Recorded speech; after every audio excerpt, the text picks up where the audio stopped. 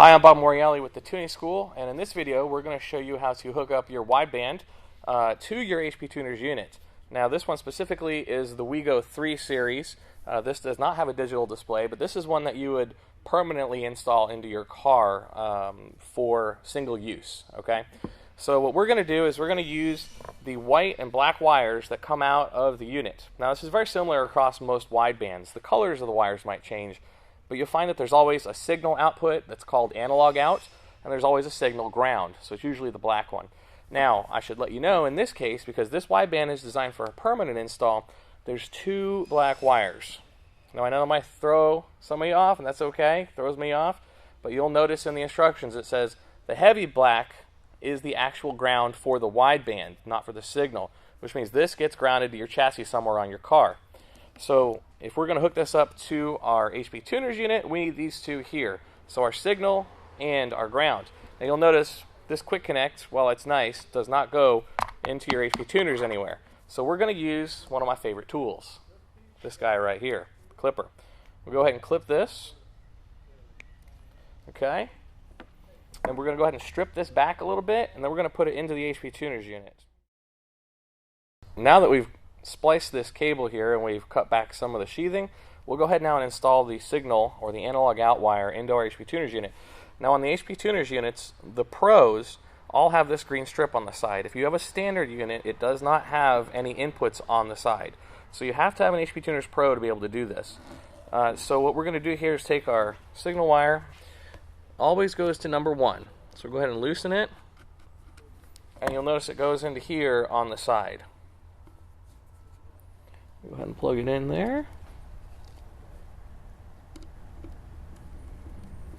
Okay, and then we'll tighten down the set screw.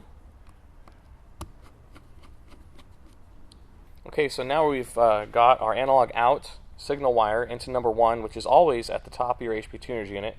At the top is analog number 1 input. Number 5, so if you count down 5, 1, 2, 3, 4, 5 is always the ground.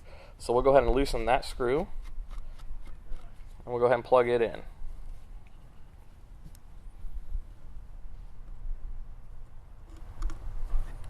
Okay, and we'll tighten down the set screw. Okay, and now your HP Tuners unit is connected to your wideband. The ground is connected, the signal is connected. Now it should work just fine. But before we go, I should tell you one more thing about installation. Grounds are kind of a funny thing. Now, when you're done installing this, you're going to want to check and make sure that the reading in the software actually matches what the wideband says it is. Okay? Now, if it does not, and you have a differential, so if your wideband says the air fuel is 14, but your HP Tuners software says it's really 12, you need to go and adjust that. Now, you can make some adjustments in the software like we're going to teach you in a later video. However, sometimes you do need to tie this ground that we have here back into your chassis ground so you don't have two different grounds and have an offset issue. Okay, so if you connect these two, it usually solves what's called the ground offset error problem. So just keep that in mind. If you have the type of problem, you'll feel free to talk to us about that as well if you happen to have one of those issues.